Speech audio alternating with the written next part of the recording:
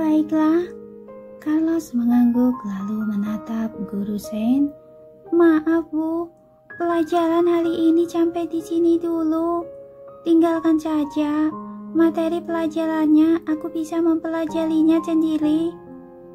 Baiklah, Guru Sen tersenyum kecut. Sebenarnya pelajaran ini terlalu mudah bagimu. Sekarang tanpa perlu diajari oleh ibu, kamu sudah langsung mengerti hanya dengan melihat materi pelajaran. Sepertinya harus menaikkan tingkat kesulitannya. Setelah papi pulang, baru buat penyesuaian pada pelajaran. Carlos menandatangani laporan harian Guru Sen. Ibu sudah bekerja kelas, biaya belajar akan dibayar tepat waktu. Terima kasih, Guru Sen berkata sambil tersenyum. Kak Andi, merepotkanmu untuk mengantar ibu guru, Carlos berkata secara natural. Nanti aku harus mengantarmu bertemu dengan Tuan Besar. Aku akan menyuruh orang lain untuk mengantarnya, kata Andi.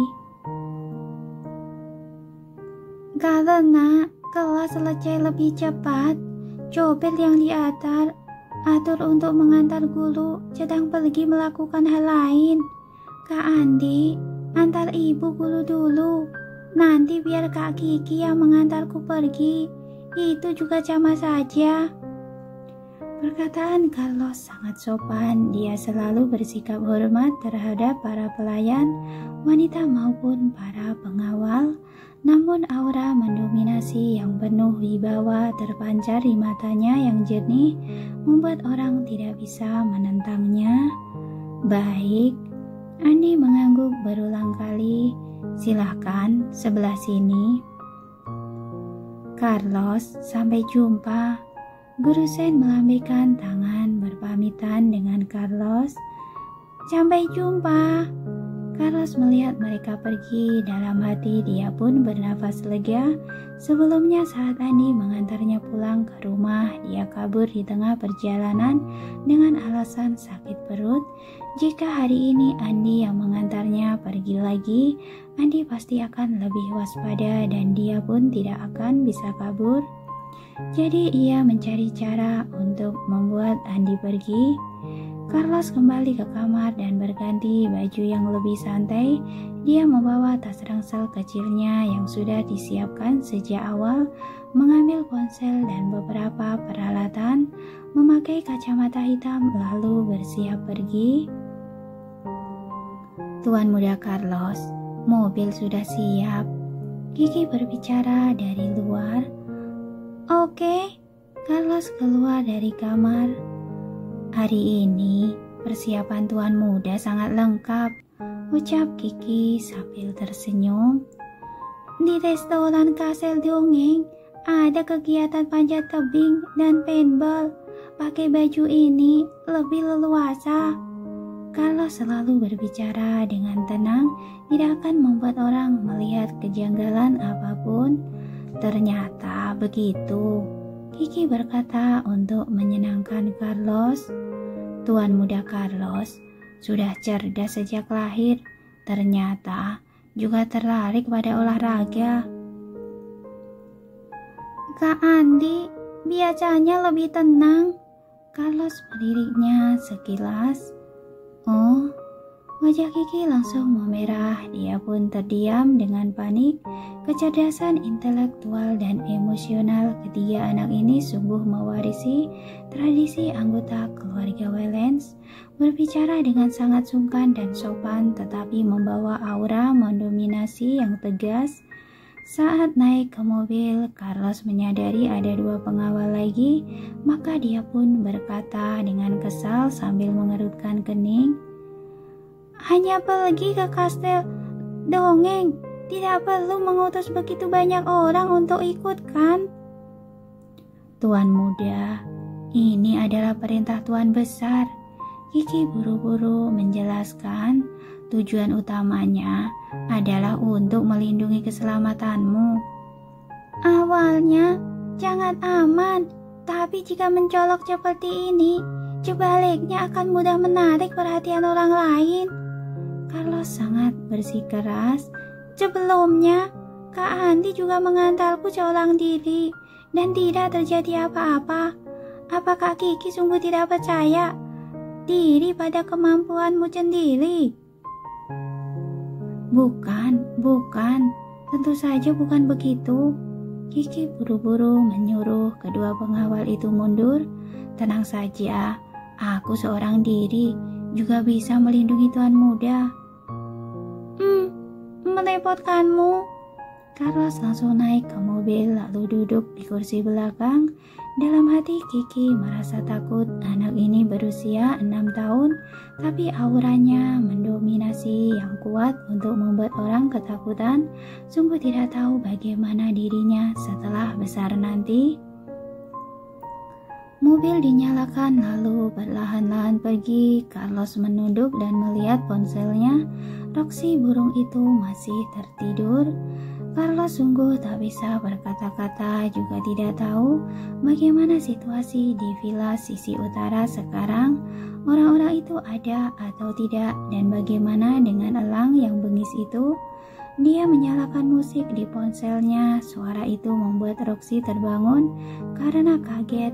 Ia pun mengepakkan sayapnya beberapa kali, lalu lanjut terbang ke villa sisi utara.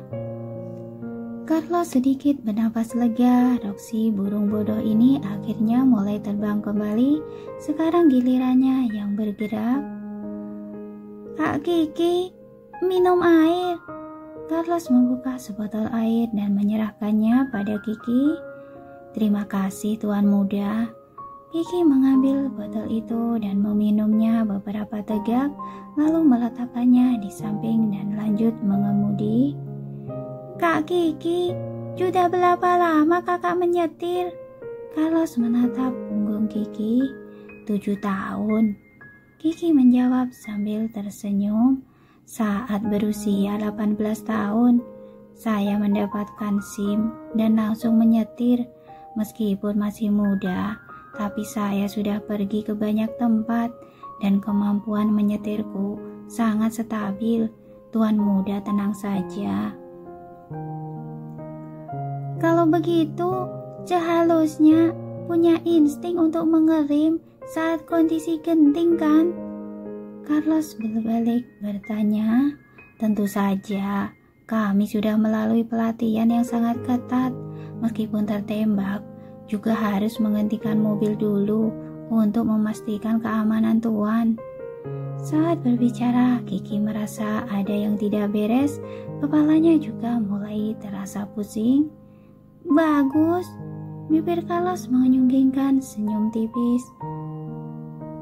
Mungkinkah? Kiki melihat sekilas ke arah botol air di sampingnya. Matanya langsung terbelalak karena terkejut.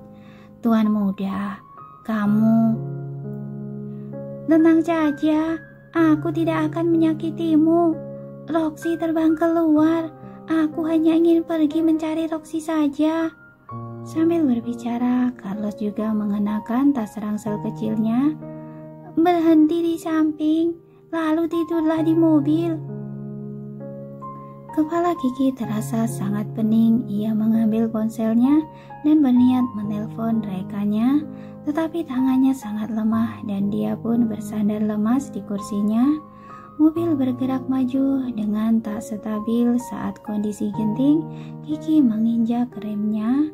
Carlos maju ke kursi samping pengemudi untuk menetralkan mobil, lalu turun dengan membawa tas ransel kecilnya. Untungnya dia berhenti di tempat yang paling dekat dengan villa sisi utara, karena sebelumnya sudah pernah mencari tahu rute perjalanan ke sana, maka kali ini lebih mudah mencarinya. Mengikuti navigasi di ponselnya, Carlos berlari dengan cepat menuju villa sisi utara. Saat berlari sampai setengah perjalanan, Roxy sudah sampai villa sisi utara. Di layar ponsel terlihat kondisi villa yang kosong, tidak ada mobil di depan pintu. Pintu dan jendela tertutup rapat dan tidak ada satu orang pun di sekitar. Carlos menghentikan langkah kakinya lalu menatap ponselnya sambil mengerutkan keningnya. Ada apa ini? Meskipun tuan rumah tidak ada di rumah, tapi biasanya tetap ada pengawal wanita yang berjaga. Juga terpakai 2 mobil yang biasa digunakan kapan saja. Mengapa hari ini tidak ada pun? Mungkinkah sekelompok wanita itu sudah pergi? Carlos merasa sangat frustasi, namun karena sudah keluar, dia pun ingin mencari tahu dengan jelas, maka dia langsung berlari ke villa sisi utara. Pada saat yang sama di sebuah gedung villa yang lain, Tracy sedang mengurus dokumen sambil duduk di depan meja kerjanya. Naomi datang melapor dengan terburu-buru. Nona Tracy, sesuai dengan dugaan Anda, ada orang yang menerobos masuk ke villa sisi utara. Orang keluarga Wellens? Tracy bahkan tidak mendongak. Seorang anak kecil, Naomi berkata, sepertinya berusia 6-7 tahun. Tracy tertegun, dia pun membuka komputer untuk memeriksanya. Awalnya sudah terpasang banyak kamera pengawas di luar villa, tapi saat malam sebelum dia pergi, dia menyuruh orang untuk memasang beberapa mikrokamera di lingkup area 3 km sekitar villa. Jika ada orang yang mendekati villa itu, maka akan diketahui oleh mereka. Benar saja di dalam layar terlihat seorang anak laki-laki berpakaian keren berlari cepat ke arah villa sisi utara sambil membawa tas ransel kecilnya. Dia memakai jam tangan berwarna hitam yang terus mengedipkan sinar biru. Sepertinya ada fungsi navigasi sedang memberitahukan arah padanya. Pada saat yang sama dia memegang sebuah ponsel di tangannya, matanya terus memperhatikan ponsel itu, sepertinya sedang mengamati sesuatu. Tracy melihat lebih dekat, ternyata layar ponsel itu menunjukkan situasi di villa sisi utara mereka. Kelihatannya ponsel itu juga memiliki fungsi kamera pengawas. Tidak disangka anak sekecil ini bisa menggunakan benda canggih seperti ini. Namun ini tidak penting, yang penting adalah saat Tracy melihat bayangan mungil ini, dia tidak merasa kesal, tapi malah muncul perasaan akrab yang tak bisa diungkapkan.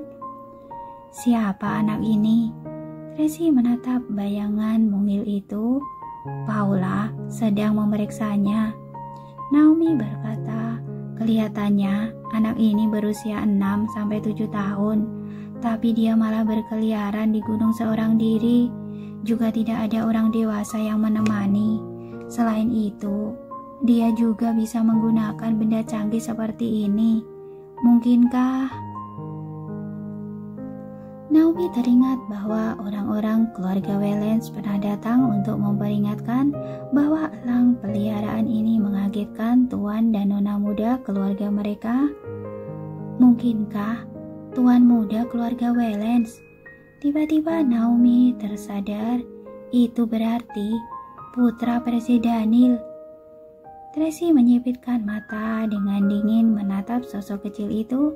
Dia ingin melihat apa yang ingin dilakukan anak itu. Dia mengenakan earphone sehingga bisa mendengar suara anak itu. Carlos berlari sampai tersengal-sengal, berhenti untuk menenangkan nafas, mengeluarkan termos dari tas dan meminumnya, lalu terus berjalan ke arah villa sisi utara. Dia berjalan sambil memberi instruksi pada Roxy melalui ponselnya. Roxy, jangan berdiam di pohon. Terbang dan kelilingi villa 1 kali. Aku mau lihat apa ada orang di tempat lain.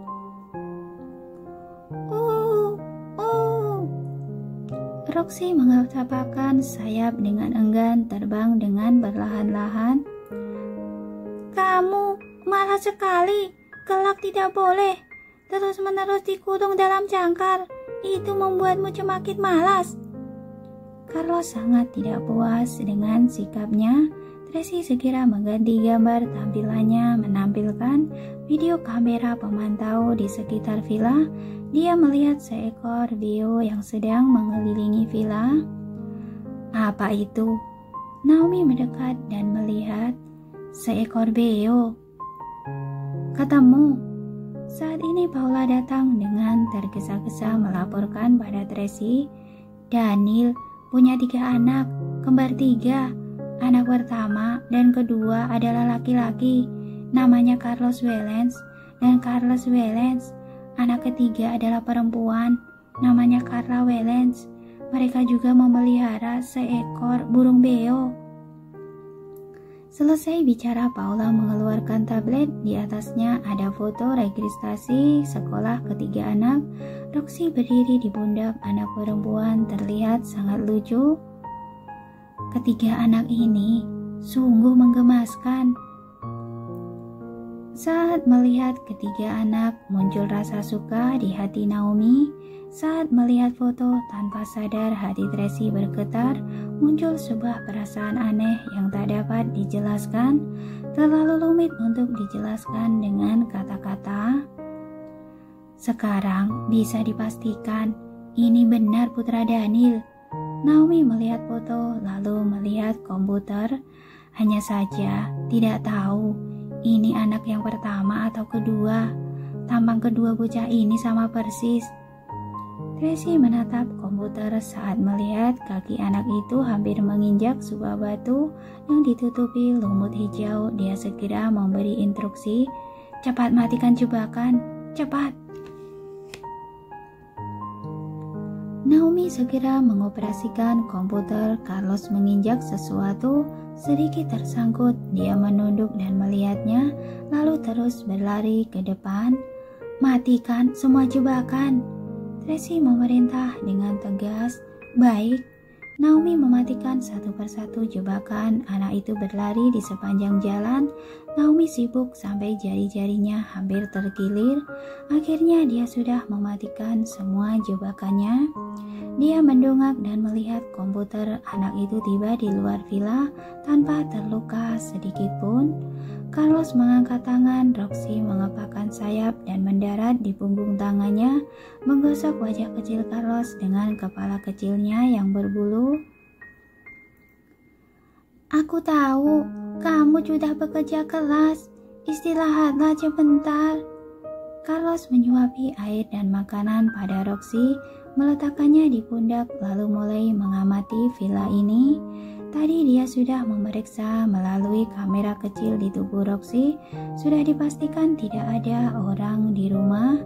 Kelihatannya orang-orang di rumah ini sudah pergi, apakah sudah pindah atau melakukan perjalanan dinas untuk sementara waktu. Carlos melihat-lihat sekeliling, tidak menemukan kamera pemantau. Tentu saja dia tahu jelas di tempat tinggal kalangan atas seperti ini, meski ada kamera pemantau, itu juga akan dipasang di tempat rahasia, tidak akan membuat orang menemukannya dengan mudah. Tapi ini tidak penting. Berhubung sudah datang, dia harus juga ingin membuat tuan rumah ini tahu. Carlos mengeluarkan sebuah peralatan dari tas kecil dan mengoperasikannya. Dalam sekejap semua kamera pemantau rahasia di sekitar villa mengeluarkan cahaya merah. Semua kamera pemantau ketahuan. Dan di tempat Tracy tiba-tiba muncul suara yang menusuk telinga, hampir membuat gendang telinga mereka pecah.